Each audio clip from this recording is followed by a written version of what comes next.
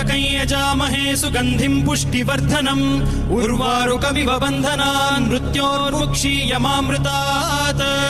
यो रुद्रो अग्नव्यो अप्सुय ओषधीषु यो रुद्रो विश्वा भुवना विवेश तस्मै रुद्राय नमो अस्तु